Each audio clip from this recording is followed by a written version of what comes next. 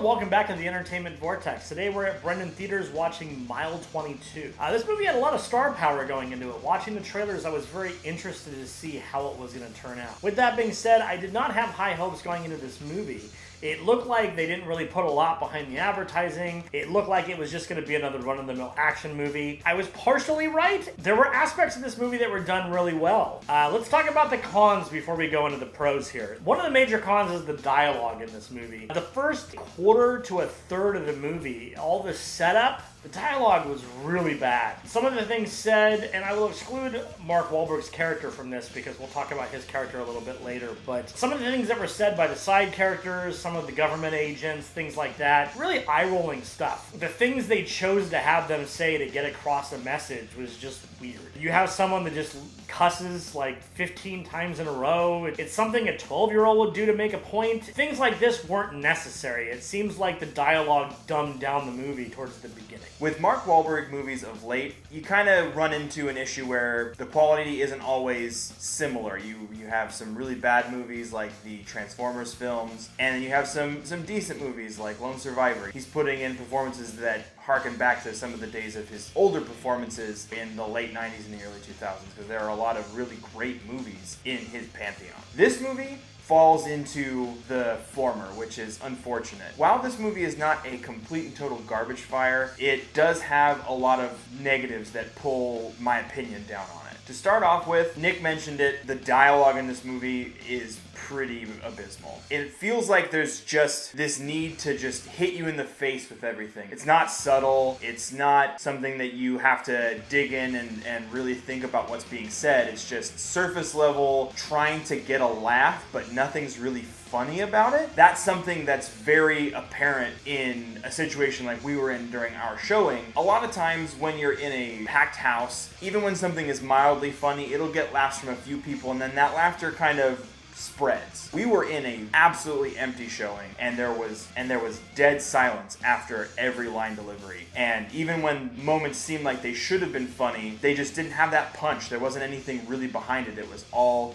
stuff that's been done before and done better, and it didn't land. Not something that you want to be a part of when you're sitting at a theater watching a movie. Once you get past the point where everything hits the fan, you know, what you came to see, the whole 22-mile drive, the movie actually gets pretty good. The action is really well done. Extremely brutal shots. Extremely, I won't say extremely, but very realistic type of gunfire. At the same time, you have a sense of tension and a sense of urgency because of the mission. And it kept me very interested in what was going on screen. The way they filmed it leaves a little bit to be desired at times. They rely way too much on the shaky camera aspect of action filming. I would think that after John Wick and what we've seen there, that movies would stop doing this because John Wick has shown that it's not necessary. You can have clean sweeping shots without that jumpiness to portray the action. But this movie definitely takes advantage of the jumpiness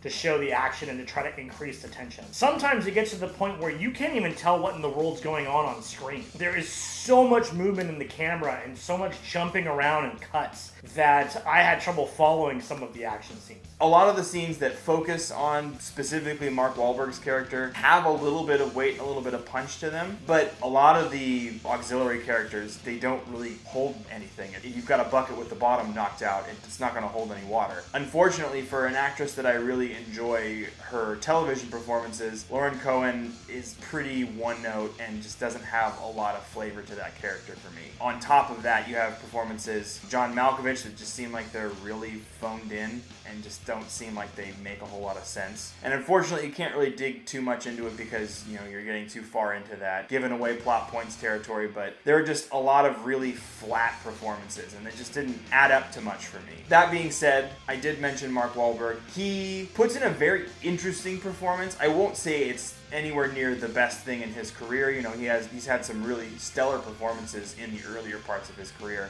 This was okay. You know, it wasn't something where I was really invested in the character like Nick was, but I also saw motivations that made sense, which is nice to have. There's one particular decision that he made as an actor that was just grating to me, and it was the change in tempo from his normal speaking voice to this motor mouth, almost difficult to understand speed of delivery. There were some times where his lines just sounded like gibberish. Like, are you speaking English? None of this makes any sense to me. Other times, he kept things at a more manageable pace, and it was something where you're able to understand him. He was still talking faster than his normal cadence, but it's just when he moved into that super speed, it was like someone put an actor on fast forward and called it good, and it was hard to understand at times, which made some of the line deliveries just not follow through the way that they should have. Let's talk about Mark Wahlberg's character. I don't want to go into too much about his character because I don't want to spoil anything, but I do want to touch on it because his character is very interesting to me. They give his character a certain set of characteristics. They give you those characteristics right when the movie starts. It's like you get a quick rundown of who he is and how he got there.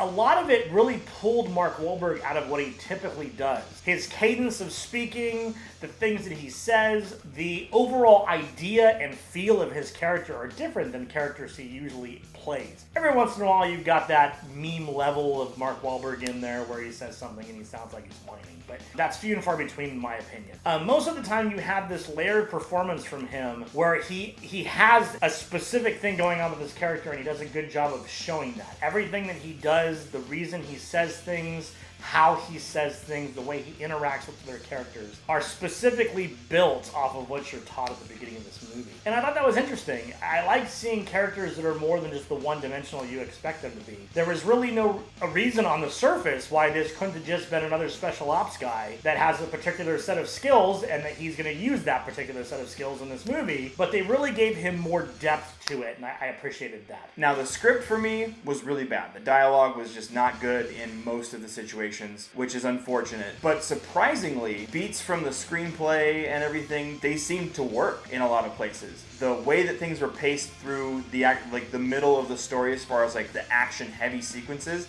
everything has a really tense flow to it. It constantly has you glued to the screen. It's a situation where if the dialogue had been better, these sequences would have been outstanding. They would have been top of their field type stuff. Because they did a lot of really interesting and new things with some of the way that they portrayed the action. It was very visceral. There were a few times where like it almost got to the point where I was like, I need to turn away for a second, to kind of reset my thought process here, because there were some things that were absolutely brutal. Overall, this movie is not a bad movie in parts, but it's not a great movie either, and that's something from when I saw the trailer I was a little bit disappointed about, because it had potential. There's an interesting story in there, and there are some interesting performances in there as well. It just doesn't seem like everyone was on the same page. So overall, this movie is a mixed bag. It definitely wasn't the eye-rolling movie I thought I was going to be going in. There were aspects I really enjoyed, as well as aspects that I could have done without. With that being said, I'm going to give this movie a 7 out of 10. I really enjoyed myself with it, though, and I think that that's important. When you go into a movie, it doesn't have to be something that's going to change your life. It doesn't have to be a Schindler's List or something like that, a Saving Private Ryan. Sometimes you just go in for some mindless action, and I feel the quality in this movie of the action and the story surrounding it was good enough for a bit of an escape for a couple hours. And if that's what you're looking for, I highly suggest watching this. If you're wanting something more, probably a good idea to skip out. I'm going to give this movie a 6 out of 10. Like I said, it wasn't the worst movie that I've seen all year, for sure. Like I said, the action sequences definitely hold this up. If you are a fan of fast-paced action films, check this one out. It's got some really interesting beats. Just be prepared for some really, really terrible dialogue, like a 12-year-old wrote it kind of dialogue. If you haven't already, don't forget to subscribe to this channel. We give you multiple videos every single week. And we have t-shirts available if you're interested in those as well. Those are available down in the description below. We hope you'll follow us into the Vortex. We'll see you next time.